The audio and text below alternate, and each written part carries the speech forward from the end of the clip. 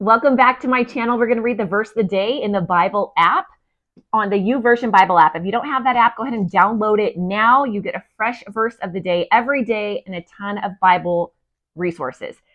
Verse of the day is Deuteronomy 7:9, and it says, "Know therefore that the Lord your God is God.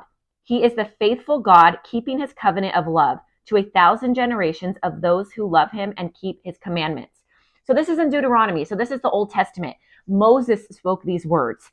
And I love how it says love twice, right? Because we long to be loved. We long to give love. It's in us. And God is saying that his covenant that he made is a covenant of love, and not just for them in that time period, for 1,000 generations. That means me. That means you. The covenant of love that God made with them carried them through all of the craziness, all those seasons of doubt and fear. He carried them. He fulfilled them. And here we are, thousands of generations. And here we are standing. I'm claiming it. And he says, and the way that we show God love is obedience. You say, oh God, I love you.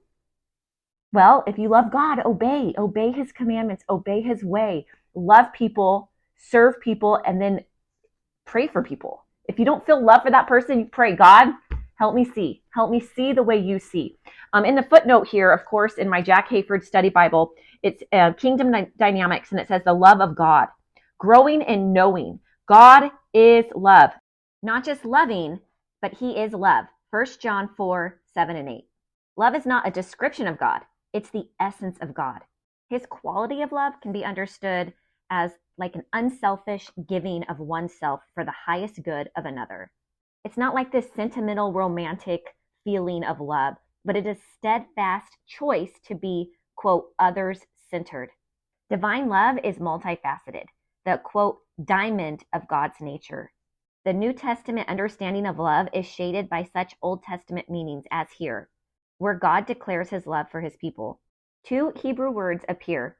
One signifying God's never-ending choice to will our highest good, the other portraying his passionate affection for us. Such is the divine love in knowing God. So after reading this, I'm walking away with this truth. I always try to walk away with a new understanding or just something to hold on to and think about throughout my day. So when something is thrown at me that makes me upset, I can think about that one truth or encouragement that I read and that I learned. And that is God's love is not a feeling. It's a conscious choice to honor people. It's not an emotion, but it's a conscious decision to help people's life be better around you. To think of others, how they feel, what's important to them. That is loving well, and that is being others-centered. So what is God speaking to you today?